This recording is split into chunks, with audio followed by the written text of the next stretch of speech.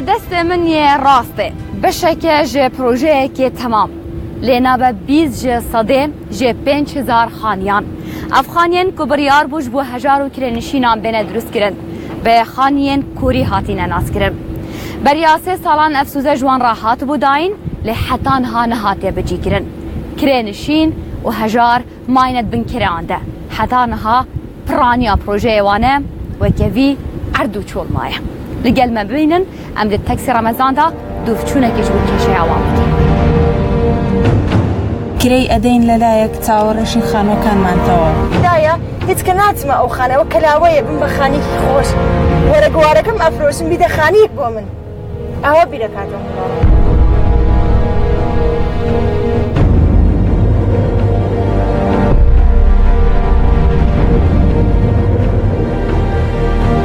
عنده سيارة يروح يبيع السيارة وينتني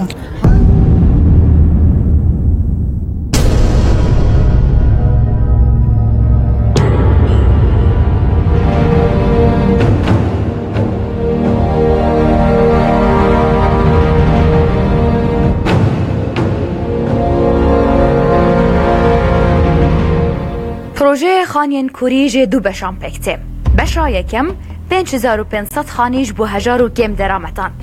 حکومت بریار دابو لسر صندوق نشته جیبونه اوان خانیان آوا بکه 7000 دلار لپیشیش خلکی هاتنه ورگرتن بریار بود دما ورگرتن آکلی لانده 12700 دلار اندنج خلکی بینه ورگرتن حکومت 20000 دلاران بده کمپانیای بشتی ویل سر قسطن 10 سالی مهانه 106 دلار جه خلکی بینه ورگرتن لپشترا کریزا دارایی چه بو نها پرزگریک او بتنانینک و دما پروژه بسر و چویه و نهاتیه ورگرتن لیجه کما 5500 خانیان بتنه 806 خانی هاتینه درست کرن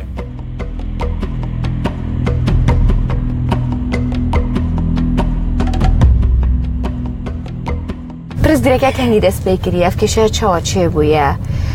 چه وعدش براهات بوداین و حتی نهاتیه بجی کرن ما بدأت كبراسي زود الخوج من بوي كوتان أو بروجه هي بوك أو كسانين كلا إيجار مابلين بوك كسا فقيرة كانا أواني كلا إيجار ناطوان خان بكرن زود شيكي باج بو إيما شمول مالي كرت الحبل نام عن هاتوا أو كات زود الخوج وين حفتها ورقة مقدمة ماندا وكو خلكيتر دبوايا لخلال 2 صال بريال واو ولا 2 صال هم بروجه كطاوبية وهموت سكاني خدمات خدمة جزاري كانوا كهرباء أو دابي ممكن توزيع بكريا ويخلقي زول لإيدان رزقاري أبو يعني استراحة أبون وكو كاسكي أسعي أجيان بصراحة إذا قل ما عنده بوينة براسي من دوسجا سرداني محافظة مكر يقدر سرداني شركة مكرتا استا بلام هموي بمن يك والله ميك هي كتاس هيج ديارنيه دو صاله اما اهوا برسري ابي ايتا استهز ديارنيه تيمان بسر مصير مانتيه ابيت توزيع كريه فار بدين روتينه كتيه برنامج كتيه يعني بس رون كدوي ما بيبدا راجي مسبوري ما بيبي ترى نازم سا جمارتان تي خانك ك هين خومه نازنم هي ديارنيه نازني كم خانونه هيتو رنگه ما هيتو به رنگيتي من نبيه باشه چه مشكله بو ايوه مال درسته بن مثلا ام كريه لم قيرانه ايوه چيه من بيشر الحمله معاش باجو بيا وكش معاش باجو 400 ايجار خانه كمان است من معاش 420 ايجار خانه كمان برايتو تشي كي شيء درسته بلا ماله من سوق اسال ايجارم تلانت ناتوانم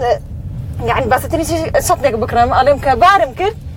بسمه خاني خون بيغوازمه رنگه بمريه نكرم هيس نكرم بيزن بزور تشيناتوان بيكم بيزن بحياتي سادة هي زور بسيط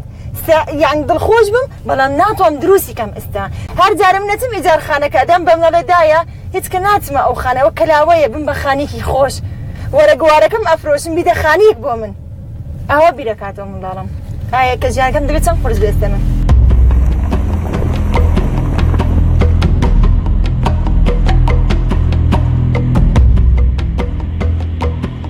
بشا دویمجی 1000 خانیش بو پزیشکان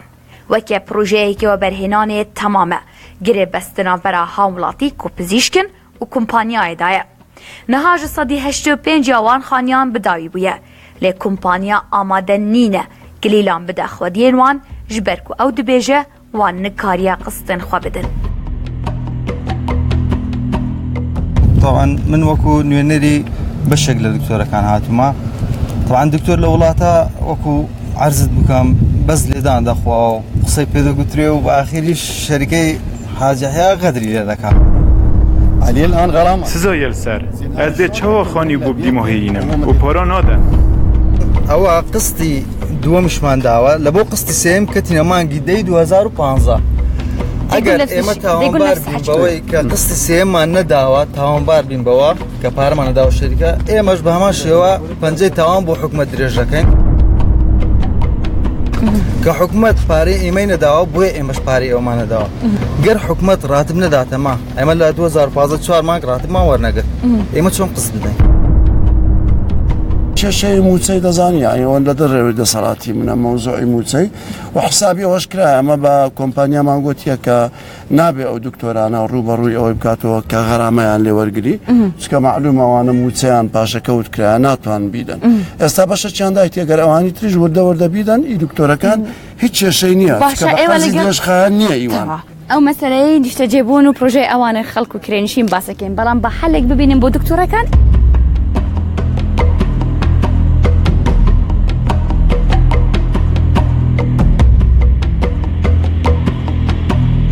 هل الأشخاص هذول وان کسا هگر پارین لسر وان بدن ام دب دیماهی اینین لهوندزان ها کریزا دارایی و خلق پره و موچه خواور ناگره المفروض يكملها پیتویه اوی قریب بدن دا از بدم بلندرک هگر هاری کاری بکن از ده کار کم هگر قسط دیماهی بدن اگر قسط دیماهی بدن من 1,300,000 وەردەگرت ئێستا 435,000 وەردەگرم باشە ئەو 435,000 بکەوە مەسروف لەشوێ بینم دەفتەرەکەی بدەمە پێ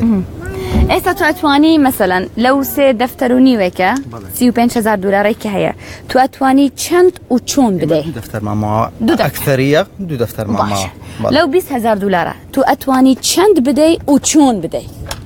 ئەوەی بگەینە حەلێک متەوەسط بەڵێ وەکو ئەتبایەکان بە پێی ڕاتب بادای بنێن میسال من راتبم بابلن 165 کەمی کردووە بەپێی ئەو راتبە چ مەحکەمە بێ چ خۆیان بێ چ محافەزە بێ بەپێی ئەوە قستێک دابنێ چاوا چێت بیت نەها ئەڤەڕێکا وانیا چارەسەریەیە ئەف چارەسەریەوانە خودێ ئەو دەف منینە تو دبێژی دەوێ هەموو پەرەی بدە نه هەمی پارێ لەسەر وان بدەن بەس ئەوێن دەفوان ئەوێن ترۆمبیل هەین بڵە ترۆمبیلن خوب فرۆشن و پارێ خوب بدەن دە باش ئەگەر ترۆمبیل نەبوو ئەوێ ترۆمبیل نەبیت زێڕێ ئەگەر زێرژی نەبوو ئەوێ زێرژی نەبیت هەر تشتێکی هەبیت بڵە فرۆشیت تو زانی بۆچی سزا پتر لێ هاتن مو المشاكل لحل المواطنين هم بعد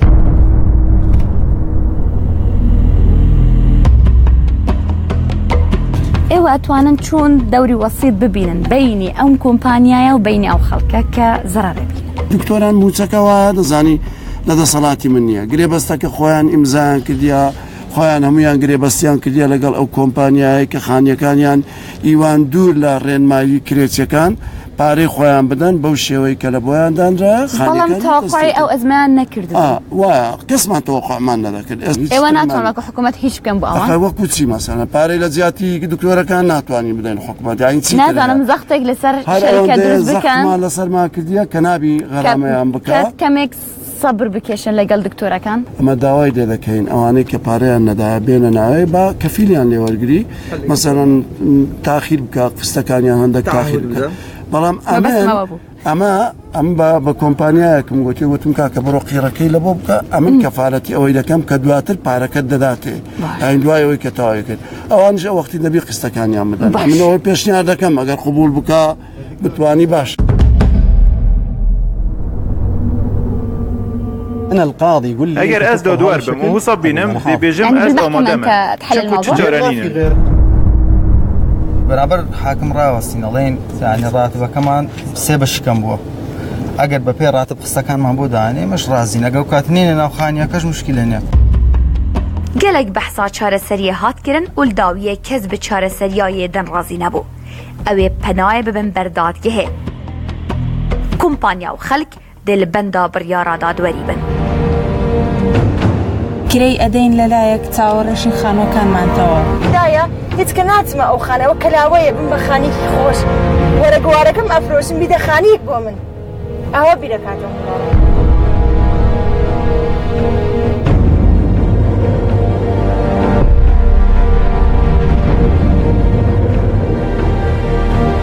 عنده سياره يروح يبيع السياره وينتنيها. سوي دكتورة كان زاني معني استوى خانو كان طاب وسطع شاپينزي خدمة جزاري بس لبينز هزار خانو طاب كريتي كان يعني لما وي 3 صال أوا سكرة أنا زمان ليه ما زور بس قلت كام كاينة كاين سودينيا استلي رأمان بس حلك دارين حلك بوتشي حلك بو خاني لك طابوا كبس باو روج لينا دا تشد بكري كتوزع بكري السودي اللي ورقرين با اما سباسي استبكن كرام روي استا تسي برنامج كان هي بو ايما تسيرون كردنوي كان هي روزانه بسیار دەکەین هیچ جوابی چوامان نییە ینی جوابی چ مقنعمان نییە کە بڕن ساڵێکی دیکە 2 ساڵی دیکە یان وەرناگیرێ ینی هەر انتظار خۆش نییە هەتاکەی ئەمە چاوەڕێبین ئەمەش کرێتینە مەسەلەن تینی هەژار و کەم دەرامەت تینی مۆزەف يعني كري أدين للايك تاورشين خانو كان ما انتوا يعني رونكرنا ما مبلغ دن هتا كي تاوربين اف خانیه اگر پاری وی دنا من از بوماوی 6 هیوا 10,000 خانیین دیب دیمهینم اما حکومت اساب پیوستی من بویه 100 مليون دولاری لزیاتی هاولاتیان بو و برهنه ربدین او حالا اوز به هزارین نزیکی تاو کریا 6 مانجدی هزاری دریش تاو دکا دیدات هاولاتیان کلیلی وردگن 127 ورقه دی دادن يعني استفارها نما نتواني اوي بكن ما هو 3 صال حكومه نتواني 100 مليون يبدا يعني 100 مليون لو حكومتك وكو حكومتي هرمي كردستان يعني نتوانيا او 100 مليون هيتناك لداهاتي نود اگر ما انغانشتك لما هو 3 صال يعني هر كسا شركه بازرغانك ب 100 مليون استداب او نك حكومتك يعني نازم اشتكى راسي ولا ما امش عندي قصيت لك بروجه كان عندك بروجه هي يعني كرتي تايبه نكس 100 مليون بمليار تي تواوكر يعني كابرا لير شركاتي خومالي كردستان بروجه هي استلنا او هولير اتوجد زاني امش ده هم ما دزاني بمليار دولار تي سي تاها وجد كره البروجه تشو هاش بدنا شركه خوما با او تاوكا كباري هبي سرماي هبي نك ب 1000 خاني كابرا بري ام بارم نما